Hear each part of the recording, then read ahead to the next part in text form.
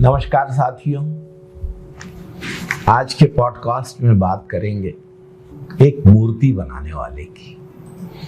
एक गांव में एक मूर्ति बनाने वाला रहता था। वह इतनी सुंदर मूर्तियां बनाता था जिनको देखकर उन मूर्तियों की जीवित होने का भ्रम हो जाता था। आसपास के गांवों में और दूर दूर तक उसकी प्रसिद्धि थी। दूर दूर तक वह बेहद प्रसिद्ध था। लोग उसकी मूर्ति कला के प्रशंसक थे।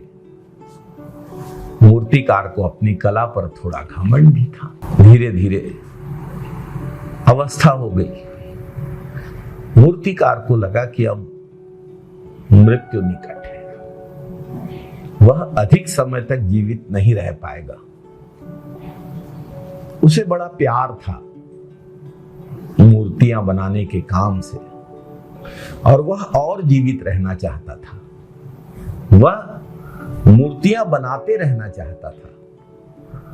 मूर्तियां बनाने में मिलने वाली प्रशंसा उसे अच्छी लगती थी। जब उसे लगा कि उसकी मृत्यु होने वाली है तो वह बेहद परेशान हो गया। उसने एक योजना बनाई। उसने हूबहू अपने जैसी 10 मूर्तियां बनाई और जाकर उन मूर्तियों के बीच बैठ गया। यमदूत उसे लेने आए। एक जैसी 11 मूर्तियों को देखकर वे दंग रह गए। समझ में ही नहीं आ रहा था कि उन मूर्तियों में असली मनुष्य कौन है। लोकेशन तो उसी जगह का मिल रहा था। यमदूत सोचने लगे कि अब क्या किया जाए। मूर्तिकार की मृत्यु तय है और अगर उसके प्राण नहीं लिए तो सृष्टि का तो नियम टूट जाएगा। सत्य परखने के लिए अगर मूर्तियों को तोड़ा गया तो कला का अपमान हो जाएगा। अचानक एक यमदूत के मन में विचार आया। उसने कहा, मानव का सबसे बड़ा दुर्गुण अहंकार होता है और जब यह इतना बड़ा मूर्तिकार है तो उसे अहंकार अवश्य होगा।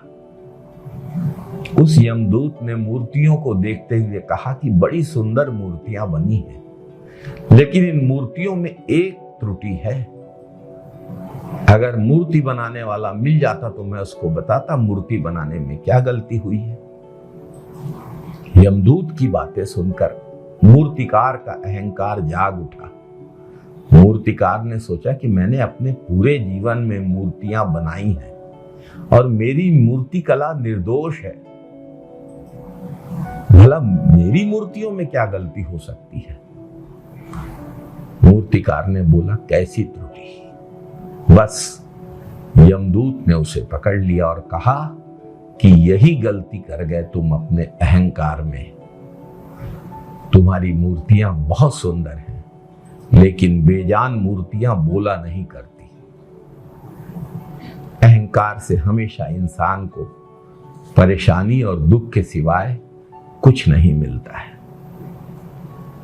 अहंकारी मनुष्य अपनी प्रशंसा सुनना चाहता है और यदि कोई उसे उसकी गलतियां बताए तो ये उससे सहन नहीं होता है। यही गलती उस मूर्तिकार ने की थी। यही गलती हर अहंकारी मनुष्य करता है। अहंकार पर एक दोहा है, अहंकार में तीनों गए, धन वैभव और वंश। ना मानो तो देख लो, रावण कौरव और कंस। आप सब तो जानते हैं, किसी व्यक्ति के अहंकार को देखकर लोग अक्सर कहते हैं कि अहंकार तो रावण का भी नहीं रहा था। बहुत घमंड था रावण को, अपनी शक्ति पर, अपने बल पर, अपने पराक्रम पर, अपने पराक्रमी पुत्र मेघनाद पर, अपने बलशाली भाई कुंभकर्ण पर। लेकिन अंततः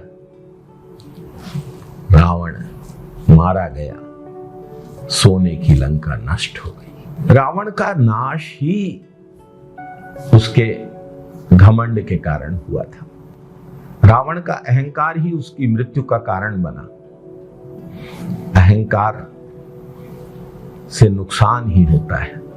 शास्त्रों में भी काम, क्रोध, लोभ और अभिमान से बचने की सलाह सबको दी गई है। नमस्कार साथियों।